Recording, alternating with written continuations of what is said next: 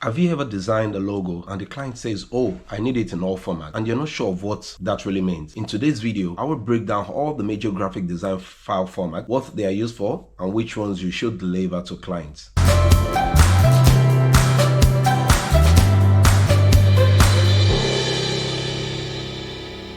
Hello everyone, welcome back to my channel. My name is Malik, and on this channel we'll talk about graphic design, printing and branding. If you're a designer, printer, or a business owner, today's video is very important because I'll be breaking down all file formats using graphic design, what they're used for, and which ones you should deliver to your clients. What are file formats? File formats define how design data is stored. They affect the quality, the editability, the prints, and the digital use and the file size of a document. There are two main categories of file formats. We have the raster, which is the pixel based, and we have the vector path based. The raster image, also known as a bitmap, is a digital graphic composed of a rectangular grid of individual points of color called pixels, while the vector path based graphics are digital images created through mathematical formulas rather than a grid of colored pixels. These paths define every shape, line, and curve in the design, allowing the image to remain perfectly sharp at any scale. Raster file formats. What are the types of raster file formats that we have? We have the JPEG, some call it JPG, and the JPG was used in the older version so that to contain the three characters extension, but it's still the same thing. If we have the PNG, we have the GIF, we have the TIFF, and we have the PSD. So let's break it down in the next slide. JPEG, as it's called, is called the Joint Photographic Expert Group. Is the most widely used raster image format, prized for its ability to balance high quality color with small file sizes. Loosey compression, small file size is best for social media, website photography, but it's not ideal for logos. It loses quality when resized. Okay. The next one is PNG, which is the portable network graphics. Is a raster format designed to be a high quality, open source successor to the GIF.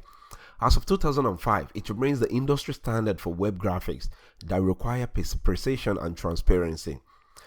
It doesn't lose when it's compressed. It supports transparency. It's best for logos on websites, social media graphics, and overlays. It's cleaner, very cleaner than JPEG, and is larger in size in some cases.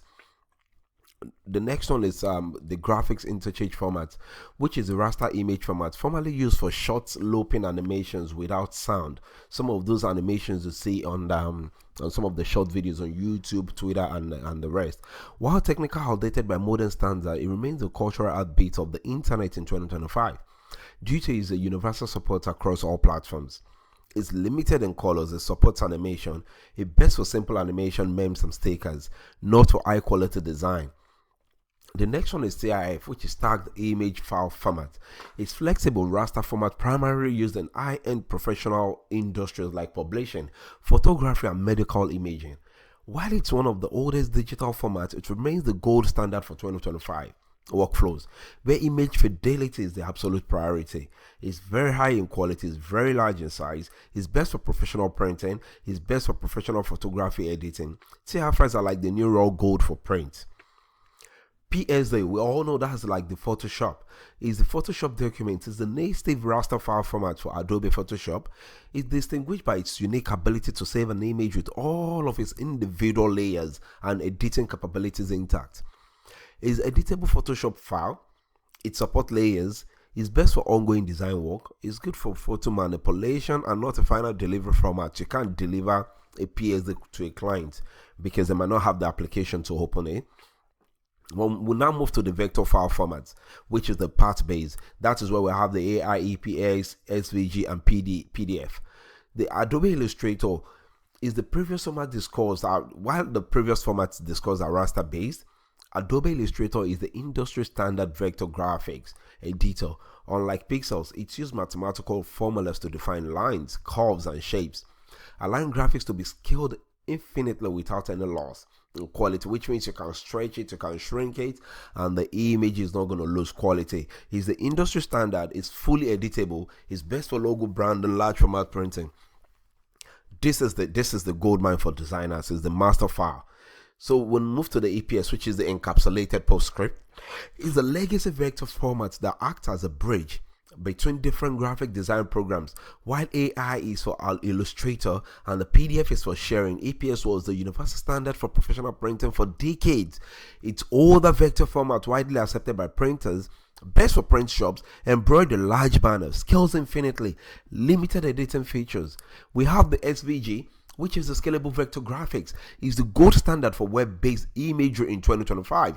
Unlike the raster format we discussed, JPEG, JPNG, SVGs are written in XML code, meaning they're essentially instructions that tell your browser how to draw an image. Web-friendly, vector format, small size, best for website, UI design, mobile apps. SVG is the king for modern web design. In 2025, the PDF portable document format is the ultimate universal container. While originally designed for documents, it has evolved into a powerhouse for both high-end vector design and raster photography, ensuring that a file appears identical on every screen and printer worldwide. Can be raster or vector, it's universal format. We love it so much. Best for printing, sharing designs, client approvals. It works everywhere, but it's hard sometimes to edit it. You have to use some applications. Other important formats are the InDesign, used for layout, best for magazine, books, brochure. We have the raw CR2, NF, and ARW. It's camera original files, which these are the raw extensions that you get from some of these are digital camera.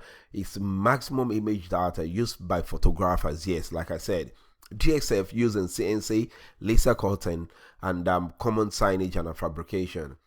Which format should you deliver to a client? Recommend logo package. We recommend, AI editable master file, PDF print ready, SVG, which is the web use, PNG with transparent background, JPEG, which is the general use, is good for smaller size.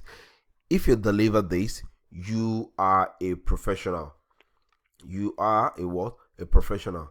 And I'll quickly say something for those designers out there. If a client brings you only a JPEG logo, that is a problem. JPG files lose quality when scaled, and that can affect printing results, especially for banners, flex, signage, and embroidery. Let's move on to the next one. Never send only a JPEG file for your logo. It's a no-no, it's a turn-off. If this video helped you, like, subscribe, and comment for Matt if you want a full logo delivery checklist. Thank you.